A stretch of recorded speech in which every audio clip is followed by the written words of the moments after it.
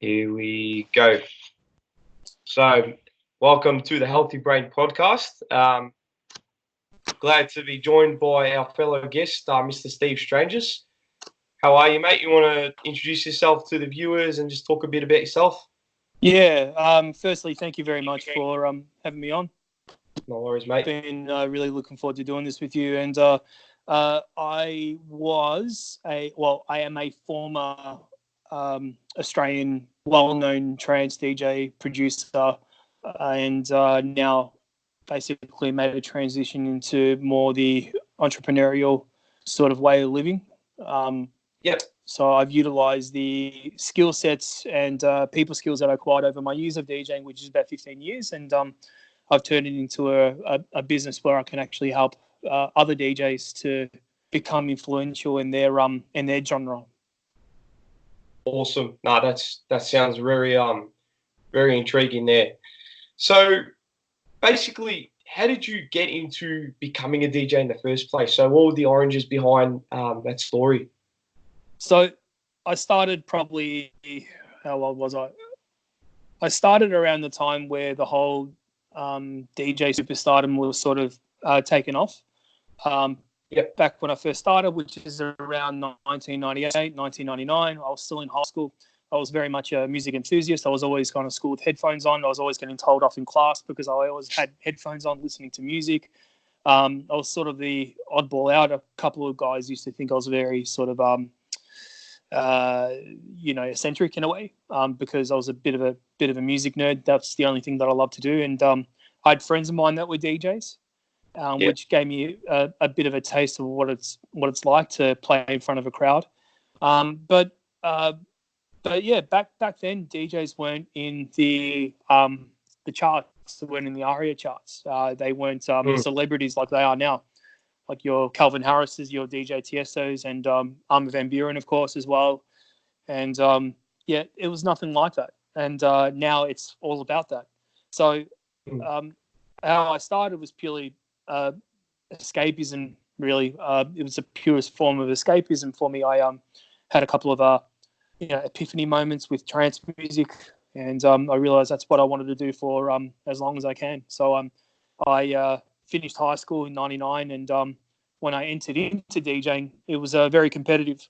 So to give you a bit of context around that, if you think about, say, the early 20th century, and even earlier than that, a lot of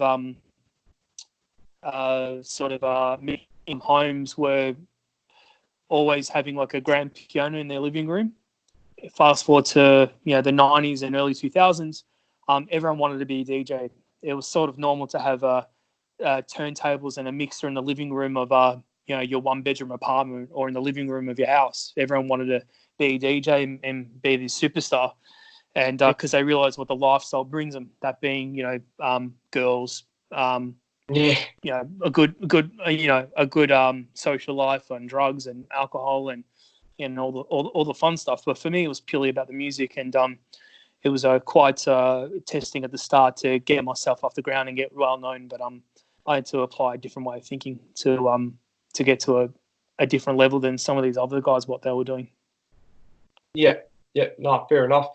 And speaking of what everyone else was doing, were there any such adversities you faced throughout your time in becoming a DJ, or your journey to that? Well, naturally, you get the normal naysayers. You won't be good enough. You're not good enough. Why would anyone want to listen to trance music? Yada yada. You know what it's like. But naturally, because like I said, the competition for gigs was so fierce. So when I actually went out into the world to try and get these gigs, I made a lot of friends, and I went to the same clubs as them. And what happened was I approached a lot of these nightclub owners and promoters to see if I could get a gig in any way and get involved in their event. And I was the unknown, get the little pat in the head and have a cookie on your way kind of thing. So a lot of people were very biased on who they used to pick to play. A lot of event managers and promoters were getting DJs that were basically feeding their drug habit, which is sad to say. They put their need for good talent on, and but most importantly, they actually were getting DJs that were very influential. those guys weren't questioned. They were always booked. They always were respected. They always were well known across the country. So I had to figure out what actually made them so influential, and then also find out what these guys weren't doing that I could do better. So naturally, trance music in Australia, 99, 2000, 2001, 2002, wasn't really well known. In Australia, particularly Melbourne, it was more hard dance music or techno music, and the other end was commercial music, R&B, house, hip hop, really, really sort of top 40s. So there was nothing in between, and trance music was kind of that accessible music that was sort of in between. And the better that trance music got, the more accessible it got. So the commercial crowd started getting really interested in trance music. And a lot of these DJs at the clubs that I was going to and wanted to play at and events, they weren't playing it. So when I actually started promoting myself, and I was doing a lot of things differently than these other guys, because back then, if your regular gig is at the same club on a Friday night or a Saturday night, once that club shuts down, you're virtually made redundant.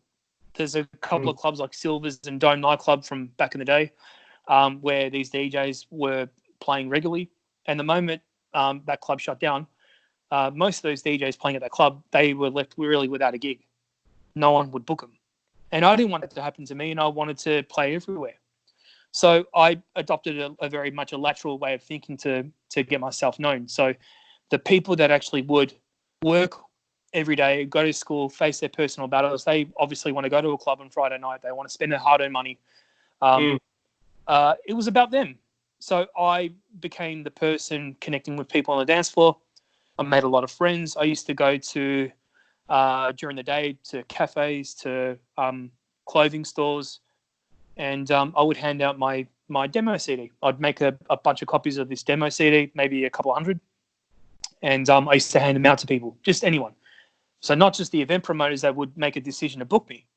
I would give them to just the people that would actually pay money, like the punters that would to the crowd. So what happened was something really interesting happened after that. I saw a bit of a shift where a lot of these event promoters had no choice but to become really interested in me and were really keen to hear what I was playing at their club or a part of their event. So my passive value actually preceded me. There was a lot of people talking about me. A lot of people recognized me. And I was actually people's favorite DJ when some of them haven't actually seen me play. They just loved the CD and the product I was giving them, which is really nice trance music. So around the hype when DJ Tiesto became world's #1 DJ and Armin van Buuren became a superstar, Paul van Dyk was already a household name. That was the sort of music I wanted to bring into the clubs more frequently in Australia. So my reputation preceded me. They had no choice but to book me. So I started playing regularly, and I really proved myself. And naturally, with that comes a strong amount of adversity, of course. Rival DJs would see you as a bit of a threat because I started playing at the major events. They would see me as some guy that was really hampering their progress within the industry. And some of these gigs they had no business being a part of anyway. I was just playing the gig that I was designed to play at. That's all. Yeah. And they didn't see it that way. So naturally, you get your trolls on the forums. Many more things would happen years later with other rival DJs within the same style. So the bigger you get, you think that you'll be quite relaxed. And I was quite naive, thinking that the more well-known I was, the less problems I'll have. I'll tell you what, in anything that you do, be it in the corporate world or whatnot, the higher you go and the greater success you have, you are going to be met with a lot of adversity. You are going to be challenged. You are going to be tested. But it's a good thing in a way because it just means you stand for something. No, perfectly well put there, Steve. So that pretty much ties into the next question in regards to why the genre trance music. How come you didn't follow the market where you just listed, such as techno or the commercial stuff? Yeah. Don't get me wrong. When I actually got my DJ equipment and around the friends I was with, they were very, very talented, but they weren't really into trance music. So naturally, initially, I sort of followed the crowd in a way. I started buying the same records as what my friends were playing. But that lasted very, very, very quickly. That was done and dusted very quickly. I just gravitated towards what spoke to me, what felt really true to me, and how it made me feel. Trance music, I think, I'm not too sure always now, but back then especially, it was quite accessible. It was the sort of music that was still not, in my opinion, you didn't really need drugs to really enjoy this sort of music. It gave me a sort of feeling that purest form of escapism. And I had what's called frisone. Frisone is a dopamine when it's released into your body after hearing music. The hairs on the back of your neck and your arms sort of stand up when you recall a great memory or a great moment. That's what this music gave me. So it's interesting. It's quite an addictive experience, and to actually play that sort of music in front of a large crowd and even a smaller, intimate, educated crowd was amazing. It was such an addictive experience. So I always look forward to the next gig I have. Yeah, definitely, mate. No, well put right there. So, what would you say are your most memorable trance gigs that you record throughout your DJ career? Yeah. So a lot of the things I advise a lot of my clients who I advise younger DJs that are coming up now, and it's always to be ready, be prepared, and have an open mind and an open attitude, and just be prepared for whatever could happen at a gig. So to give you a bit of context, back in 2007, I'd played many amazing gigs for years, but there was one in particular that stood out. Paul Van Dyk actually played at the Metro nightclub, I think it was, before it shut down. And I was actually meant to be playing earlier than when he started, but apparently they hired another DJ that was an electro DJ to play before Paul Van Dyk. They didn't want another trance DJ or anything harder to play before him, which is fair enough. He's his own artist. And this is one of my most favorite DJs that ever existed. And apparently this particular DJ was double booked. And he couldn't rock up. So I was handed basically a 2.5 hour warm-up set before Paul Van Dyk. And I remember seeing some footage on YouTube, I think somewhere, when I watched the crowd reaction to some of the tracks I played. Yeah, absolutely amazing. And then even speaking to Paul Van Dyk after his gig, and he actually really praised me. And it was an amazing compliment coming from a man like him. This is one of my idols that I grew up listening to, and to actually tell him that I was actually quite good and quite a great warm-up DJ was I think I truly felt what it was back then to be a trance DJ. It was absolutely brilliant. So I always tell my clients, you never know the opportunity, because one main headliner DJ or someone could actually fall through, not rock up, but you've actually got enough music and you're actually quite versatile in your sets, so you could actually step in where others can't, which actually lands you in a better position than most.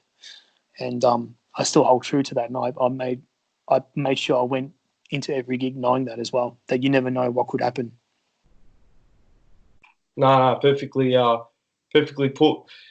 Would you say that you did start off possibly playing like harder sets compared to later on in your career, or was it vice versa? Like maybe explain to the viewers how the type of music, or as in like the type of beat it was, or yeah. So obviously I got into trance music when it was really much in the changeover. So between sort of like the mid to late 90s, it was Oliver Lieb and a lot of the German artists that were sort of coming out, and Paul Van Dyk was still quite new. And then come 99, 2000, where Ferry Corsten and Tiesto and Paul Van Dyk had sort of really developed himself. So there's a new era of trance music that actually just started.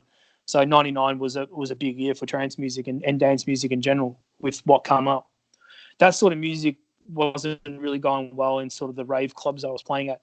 It was doing well in some commercial clubs, but people would see it as techno music. It was They didn't see it as trance music for what it really was. People were really uneducated. So in order for me to get the gigs that I was trying to get in the clubs I was attending, I had to play a bit of hard trance. I had to play a bit of a, Scott Project, I think it was. Oh, And I'll tell you what, Okay. and I'll tell you right now, and this is very early on, so please don't hold it against me. And I've said this many times. If you're playing a style of music that you don't like just to get gigs, it's the equivalent of working a day job that you just fucking can't stand. You wake up every morning, you can't stand being at work. It was my earliest experience with these gigs. I didn't like the industry I was in. I didn't like the music I was playing. And I knew something had to change. And I had to, like I said, do things differently than what these other DJs weren't doing. A lot of them were very swept up in their own ego. They always made it about them and never realised that you've actually got a bigger audience out there that would actually come along more if you were more of an influence to them. But they weren't doing that. So, I had to play a little bit more hard edge stuff. And then when the right trance music started coming out, I was more comfortable to start promoting that and playing that, and it worked. That's what spoke to me. No, excellently put right there, Steve. Just goes to show that you've pretty much stuck to your guns, and you've not worried about what the crowd does, and pretty much played your own kind of style of music, which is fantastic to hear. Yeah, and if I do say something about that as well. Yeah, go for it. So I come to realize then, and I actually utilize the pickup and also the self-awareness that I had. I've actually now applied that into everyday life. You could be the greatest DJ in the world, but if you're a dick, people will begin to hate you, and there's no coming back from that. You won't get gigs anymore. I think that everything that you do, your people skills and your relationships with people is so important. And this goes with even people in their corporate day jobs. You could be the greatest accountant in the world. You could be the greatest lawyer in the world. You could be the greatest sales rep in the world, whatever it is. But I think the one thing that people don't actually understand is that if there's two people and they're equally just as good as each other, they produce the same amount of results, but there's only one position for a promotion, the person that is better liked and well liked will always get chosen over the other guy that's not really liked at all. Because that person who's well liked, well respected, a person of their word that operates with integrity, they will normally get chosen. And it was the same with DJing. I got chosen because I was good with people. But then when I played, I proved myself. So that 10% is crucial when you're playing a gig. But that first 90% is your people skills, which is so important. And that a lot of people should probably think about that every day when they're going to work. If they're of service to other people and not just themselves, they'll find that a lot of people will rush to their aid and help them out whenever they're in need. No, perfectly put right there. And that pretty much, no worries. And that pretty much ties into the overall question on what it takes to become a successful DJ. So I think branding is first and foremost very important. You've got to be very good at what you do. Yep. There are times where you do need to be selfish, and that means that you may have to let go of other responsibilities to attend meetings or attend gigs that you really want to play, because if you don't attend certain meetings or certain gigs, you could lose out the opportunity to play at further bigger gigs. So, for example, my fault in this, I'm no Mother Teresa here. I mean, I did lose a lot of friends, and partly because it wasn't my fault, and partly it was my fault. I left weddings to dear friends earlier than what I should have, and that costed me friendships. And I did that because of a gig that I had to attend, and I knew if I didn't attend said certain gigs, it was going to compromise a lot of other things for me. So sometimes, if you want it bad enough, you kind of have to let go of other priorities in a way. And if you can't do that, then you sort of have to work out. You have to think like one of the best in the world, so to speak. And I'm not saying that I was never one of the best in the world. I was definitely one of the best in the country. But it's one of those things where you do need to sometimes be a little bit more selfish and look after your own interest. And Another thing is your branding and your personal branding. And that means, like, get a proper website. Don't always rely on social media to promote your product. Do your mixes regularly. Work on your producing. You're producing, you do one really good track, obviously it's going to get you noticed. Your reach in your audience would be far larger than just being a local DJ. Get promotional photos done, proper photos done, get a proper logo done. But also, like I said, you have to be consistently good. You have to be consistently be seen. You do have to go to different clubs that you don't normally play at, just so you are seen and people see you and people know about you, and people would come to listen to your music as well, and then they form their own opinion of you. And I mentioned this to you before, that when I started to when I became very well known, my reputation had preceded me, because a lot of people had heard my music without actually seeing me in a club. So naturally, when they met Steve Strangis somewhere at a cafe or a bar, they would have heard of me before because of the product that I had. And if I may say, and not to digress too far, and I had a discussion with a friend of mine who's a personal trainer, and I actually said to this person, like, what did you do? And they said to it perfectly that before they became a personal trainer, they competed bodybuilding, and they did a online diary of their workouts every day, their meal preps every day. Everything was documented. So naturally, a lot of people had found and promoted this person online and followed this person's journey to the time when they actually got up on stage. So when this person actually became a personal trainer, his reputation had already preceded him from the work that he'd done, from promoting himself and showing people his journey. So he's proven to people he can actually do it. So imagine that versus the person that just takes selfies in front of a mirror saying they're a personal trainer. I mean, which one would you go for? It's the same with music. It's the same with being in a band, a musician, with a DJ especially. You have to be very good with people. You have to be very humble. You have to be a part of the team. You have to help promote the events that you're playing at as if it's your very own. The competition is quite fierce. So you do have to sort of play ball a bit and also pick your battles, even though sometimes event promoters and nightclub owners are quite narcissistic.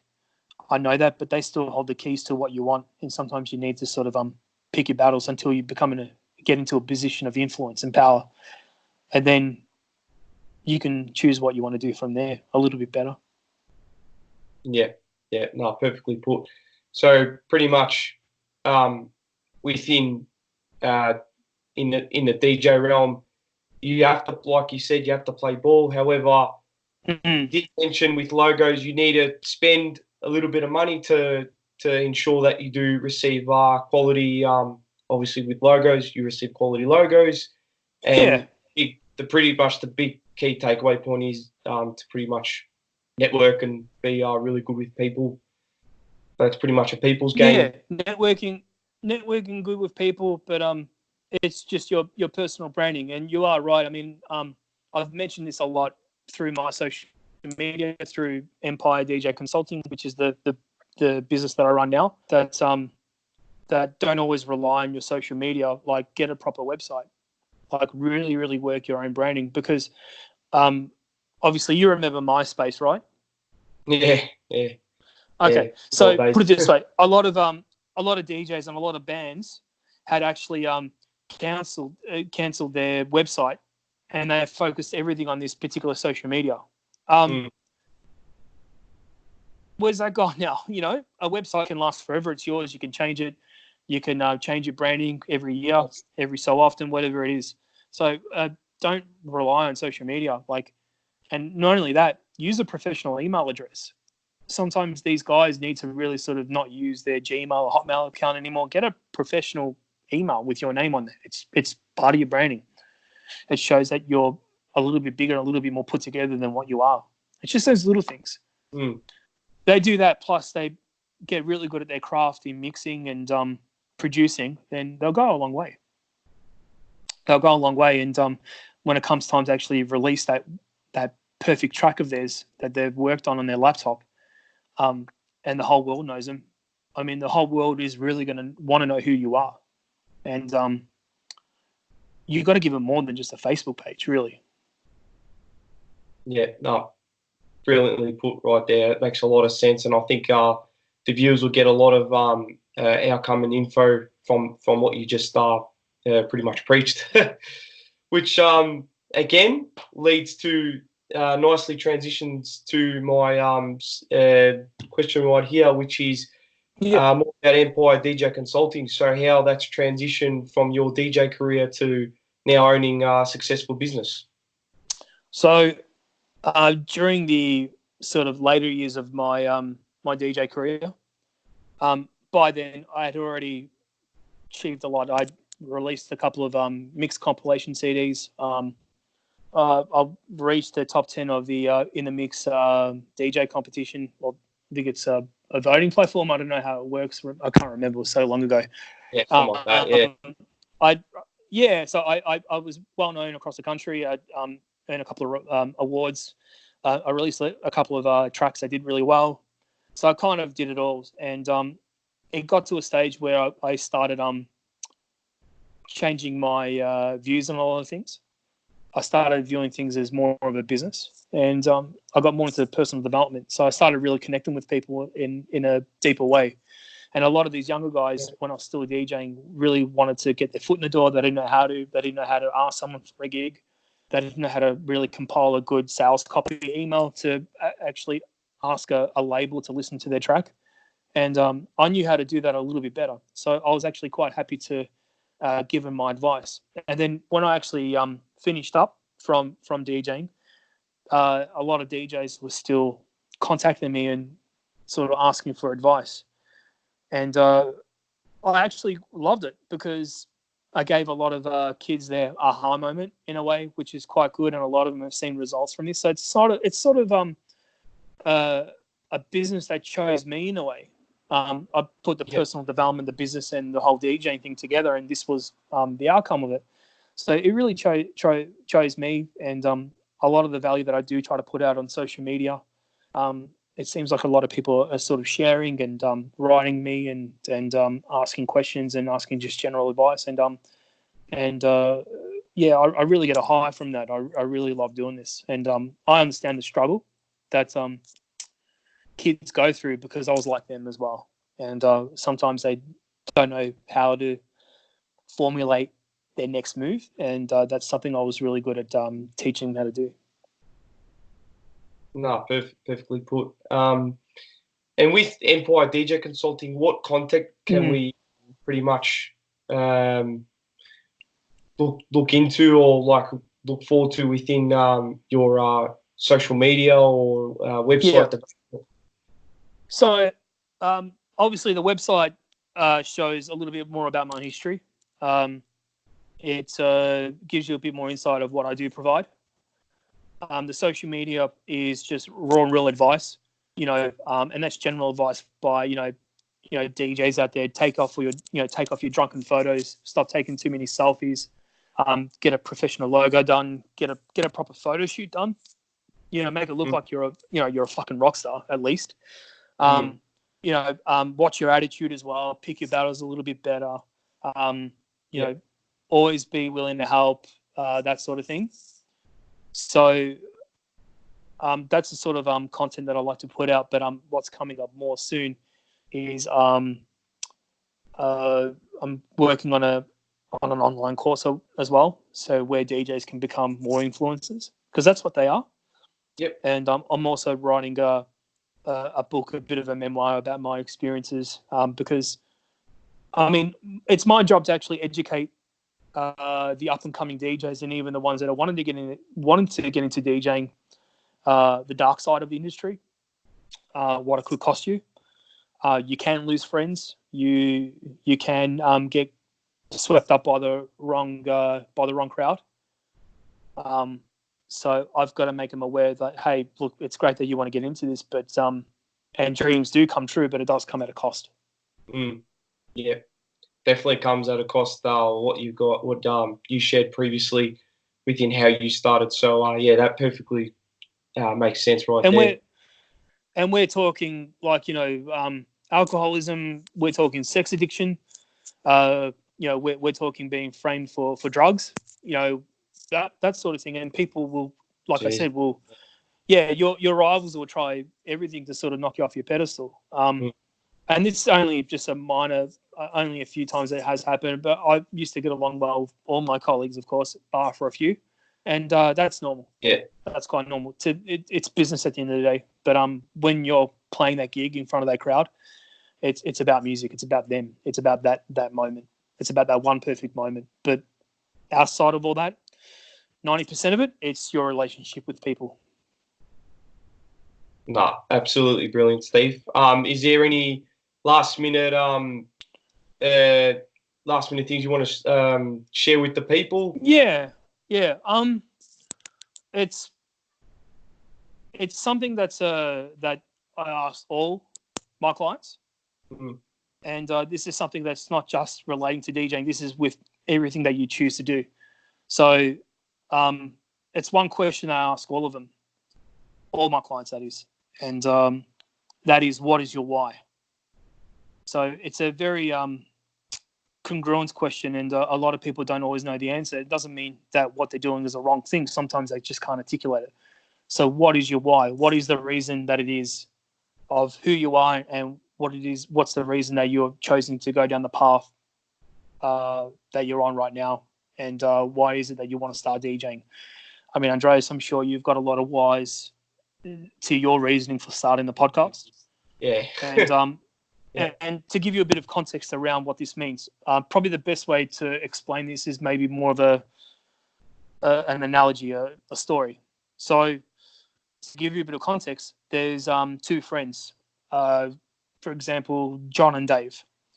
So John's a very good, two young boys, best of friends. John's a very, very good soccer player, plays for his school team, plays for a local club, but he's also very arrogant, very up himself, but he's also very, very talented. His coaches believe that he could be a professional player with a professional contract if he just got his head out of his ass, so to speak. Dave, his best friend, is the only one that sort of lends his ear, is the only one that sort of attends his games. And then one day, Dave said to John that, look, get your head out of your ass. The next game you play, I want you to play like you really mean it. Don't slack off. Attend every training session. Give it your best, because you can actually be a professional player. So obviously, John gave his promise to Dave that he'd do that. And all of a sudden, Dave had passed away all of a sudden. And then obviously when after John had passed this morning and went back to soccer, he was a different person. He played soccer like his life depended on it. He scored all the goals. He's the best player in the field. He attended all the training sessions. He stayed later. He gave his 100%. And his coach turned around to him and said, "What's changed?" And he told him that before his best friend passed away, he gave him a promise. He made a promise to him that he'll give it his best from now on. So his why is that he was playing to the memory of his friend. And that's what light the fire in him to be the best he can be. And it's the same thing with another analogy with a guy wants to take over the family business because he's wise, because he loved the legacy that his parents left him. So he wants to continue on that legacy and give his all and give his best and grow that business. It's the same thing. I asked this to my DJ clients: what is your why? What it's actually led you to this moment to actually start DJing? And like I said, a lot of the kids who ask this question don't always know straight away. Sometimes they can't really articulate it.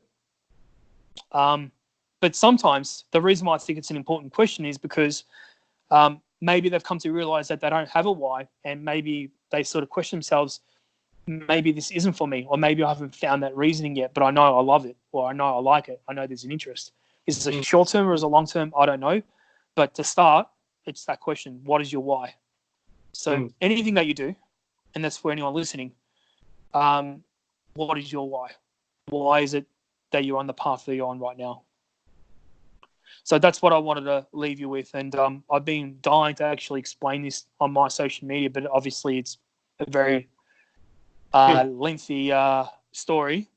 But that's the message I want to leave on. No. Thank you. Excellent. Right there, mate. All good. And lastly, man, where can we find you on socials? Yeah, so EmpireDJConsulting.com. Obviously, if people want to find my blogs and or my email address to contact me, they're more than welcome to. Obviously, on my social media, which is Empire_DJ_consulting. That's on Instagram, and naturally Facebook and whatever not. I've also working on another blog called themaverickmade.com, Yep. which I'm starting to get off the ground. But to be honest, I'm more sort of focusing on the DJ consulting business at the moment because I'm really loving the response I'm getting, and I'm really enjoying putting out the content that I am and speaking to people about it, like today's conversation. So yeah, anyone wants to reach out to me and get some general advice, and I'll say this now: if I don't know the answer, then it's something that you and I can maybe find together. So that's where you can find me on. Yeah, mostly on Instagram. You'll be seeing me a lot more on that. Awesome, man. No, thanks a lot for the chat and being a part of the show. And no problem. Yeah, we hope to get you on next time, mate. No, great chat. Oh, you're Thanks, welcome. mate. My pleasure. All the best to you. Thanks, mate. And also I'll be linking all those socials on the YouTube page also. So Great, so thank you. you can see that. No worries. Thanks, man. Have a good one. Cheers. You Cheers. too.